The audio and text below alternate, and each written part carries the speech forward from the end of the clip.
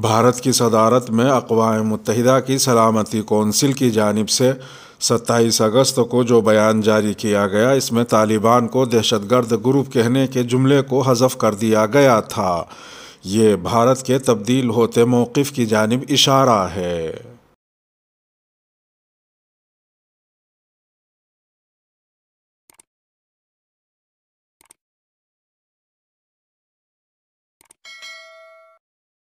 السلام علیکم ناظرین، سلامتی ہو آپ پر جہاں بھی آپ ہوں۔ بھارت کے قطر میں سفارتکار دیپک متل کی طالبان کے سیاسی دفتر کے سربراہ شیر محمد عباس استنکزئی سے ملاقات کو نئی دہلی کے سیاسی اور سفارتی حلقوں میں توجہ اور دلچسپی کی نظر سے دیکھا جا رہا ہے، اور یہ نتیجہ اخذ کیا جا رہا ہے کہ بھارت اور طالبان دونوں نے ایک دوسرے کے حوالے سے موقف میں نرمی پیدا کی ہے۔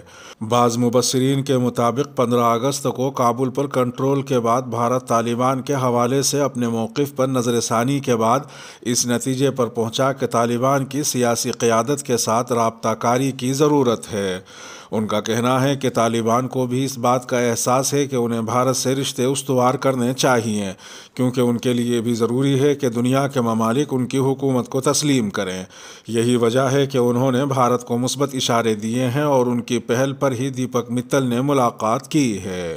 جامعہ ملیہ اسلامیہ میں استاذ، بھارت افغان تعلقات کی ماہر اور سینئر تجزیہ کار ڈاکٹر انویش گھوش نے وائس آف امریکہ سے گفتگو میں کہا کہ نئی افغان حکومت کے ساتھ بھارت کے رشتے کیسے ہوں گے، اس کا انحصار اس بات پر ہوگا کہ وہاں کی نئی حکومت کا رویہ بھارت کے ساتھ کیسا رہتا ہے۔ ان کے مطابق گزشتہ 2 دہائیوں سے کابل حکومت کے ساتھ نئی دہلی کا جو رشتہ تھا وہ جمہوریہ افغانستان کے ساتھ تھا، لیکن اب اسے امارت اسلامی افغانستان کے ساتھ رشتہ استوار کرنا ہے۔ ان کا کہنا تھا کہ بھارت کو یہ دیکھنا ہے کہ نئی حکومت بھارتی مفادات کو کتنا تحفظ فراہم کرتی ہے۔ طالبان نے بھارت کے خدشات اور تشویش کو مثبت انداز میں دور کرنے کی یقین دہانی کرائی ہے، البتہ یہ دیکھنا ہوگا کہ یقین دہانیوں اور عمل میں مطابقت ہے یا نہیں۔ انہوں نے کہا کہ بھارت کے سفیر کی طالبان کی سیاسی قیادت سے ملاقات ایک بہت اہم واقعہ ہے، اور یہ غیر متوقع بھی نہیں تھا، کیونکہ وہ غیر رسمی طور پر 2018 سے ہی ان کے رابطے میں تھا، جب افغانستان میں بھارت کے سابق سفیر امر سنہا اور پاکستان میں بھارت کے سابق ہائی کمشنر TCA راگھون نے ماسکو مذاکرات میں شرکت کی تھی۔ بھارت کی حکومت نے باضابطہ طور پر بات چیت کی تصدیق نہیں کی، البتہ اس کی تردید بھی نہیں کی گئی تھی۔ حقانی نیٹ ورک اور بھارت۔ ڈاکٹر انویش گھوش کہتی ہیں کہ طالبان میں کئی دھڑے ہیں۔ حقانی نیٹ ورک پر انہیں سب سے زیادہ بھروسہ ہے۔ حقانی نیٹ ورک نے کابل کی سیکیورٹی سنبھال رکھی ہے۔ وہ پاکستان کے خفیہ ادارے ISI سے سب سے زیادہ قریب گروہ ہے۔ اسی نے 2008 اور 2009 میں کابل میں بھارت کے سفارت خانے پر حملے کیے تھے، جن میں متعدد افراد ہلاک ہوئے تھے۔ ان کے مطابق یہ دیکھنا ہوگا کہ کہیں حقانی نیٹ ورک بھارت افغانستان رشتوں پر اثر انداز تو نہیں ہو رہا ہے، کیونکہ کابل پر طالبان کے کنٹرول کے بعد حقانی نیٹ ورک کو کافی اہمیت حاصل ہو گئی ہے۔ اس کے ساتھ یہ بھی دیکھنا ہوگا کہ طالبان میں جو مختلف دھڑے ہیں ان کی سرگرمیاں کس نوعیت کی ہوتی ہیں۔ داخلی سیاست اور خارجہ پالیسی۔ بعض مبصرین کا کہنا ہے کہ بھارت طالبان کو ایک دہشت گرد گروپ کہتا رہا ہے اور اب ان سے بات کرنی پڑ رہی ہے۔ بین الاقوامی امور کے سینئر تجزیہ کار سعید نقوی نے وائس آف امریکہ سے گفتگو کرتے ہوئے کہا کہ بھارت افغان تعلقات کے سلسلے میں اس پہلو کو سامنے رکھنا ہوگا۔ اسی کے ساتھ ان کا یہ بھی کہنا ہے کہ اگرچہ داخلی سیاست خارجہ پالیسی پر اثر انداز ہوتی ہے، البتہ بھارت کو اپنی سفارتی ضرورتوں پر بھی نظر رکھنی ہوگی۔ اگر دنیا کے دیگر ملک افغانستان کی نئی حکومت کو تسلیم کرتے ہیں تو بھارت کو بھی اسے تسلیم کرنا ہی ہوگا۔ انویش گھوش کہتی ہیں کہ خارجہ پالیسی پر داخلی سیاست کے اثرات کو نظر انداز نہیں کیا جا سکتا، تاہم طالبان کے دہشت گرد گروہ ہونے کا بیانیہ پرانا ہو چکا ہے۔ حکومت کی سطح پر اس بیانیے کو بدلنے اور اسے اہمیت نہ دینے کی کوشش کی جا رہی ہے۔ بھارت کے قومی مفادات کا تقاضا یہ ہے کہ وہاں کی نئی حکومت کے ساتھ بات چیت کی جائے اور اس کے ساتھ رشتے قائم کیے جائیں۔ رپورٹس کے مطابق وزارت خارجہ خود اس بیانیے کو تبدیل کرنے کی کوشش کر رہی ہے، اس لیے اس کے حالیہ بیانات میں طالبان کو دہشت گرد گروہ کہنے سے اجتناب کیا جا رہا ہے۔ انویش گھوش کہتی ہیں کہ داخلی سیاست اپنی جگہ پر ہے اور بین الاقوامی تعلقات، سفارتی آداب اور خارجہ پالیسی کے تقاضے اپنی جگہ پر ہیں۔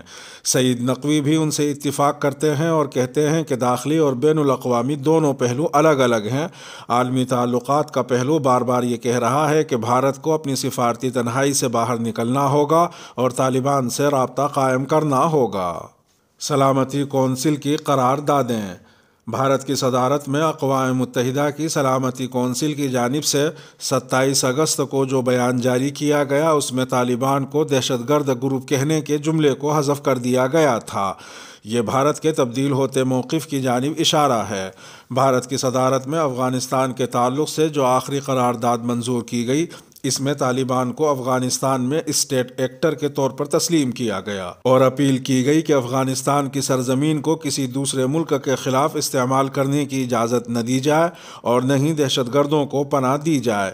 یہ قرارداد فرانس، برطانیہ اور امریکہ کی جانب سے پیش کی گئی تھی اور اس کے حق میں 13 ووٹ ڈالے گئے، جبکہ ویٹو پاور والے ملک روس اور چین غیر حاضر رہے۔ خیال رہے کہ بھارت اگست میں ایک ماہ کے لیے سلامتی کونسل کا صدر بنا تھا۔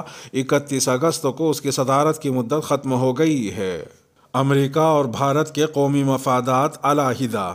تجزیہ کار سعید نقوی کہتے ہیں کہ بھارت نے امریکہ سے بہت گہرے تعلقات قائم کر لیے تھے اور اب امریکہ کو وہاں سے نکلنا پڑا ہے اور طالبان نے ملک پر کنٹرول حاصل کر لیا ہے جن کے خلاف یہاں خوب تشہیر کی گئی تھی۔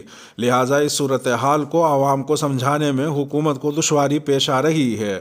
بعض دیگر مبصرین کا کہنا ہے کہ جب امریکہ نے طالبان کے ساتھ بات چیت کی اور ان سے معاہدہ کیا تو بھارت کو بات چیت کرنے میں کوئی دشواری نہیں ہونی چاہیے۔ ڈاکٹر انویش گھوش کا کہنا ہے کہ افغانستان امریکہ کا پڑوسی نہیں، بھارت کا پڑوسی ہے۔ امریکہ نے جو کیا وہ اس نے اپنے قومی مفادات کے پیش نظر کیا، لیکن بھارت کا معاملہ دوسرا ہے۔ بھارت امریکہ کے فیصلے کو سامنے رکھ کر فیصلہ نہیں کرے گا۔ ان کے مطابق بھارت کو اپنے قومی مفادات کو دیکھنا ہے اور اس کے تحت ہی فیصلہ کرنا ہے۔ اس کے ساتھ ہی ویڈیو کا اختتام ہوا۔ اپنے میزبان راہی حجازی کو دیجیے اجازت۔ سلامتی ہو آپ پر جہاں بھی آپ ہوں۔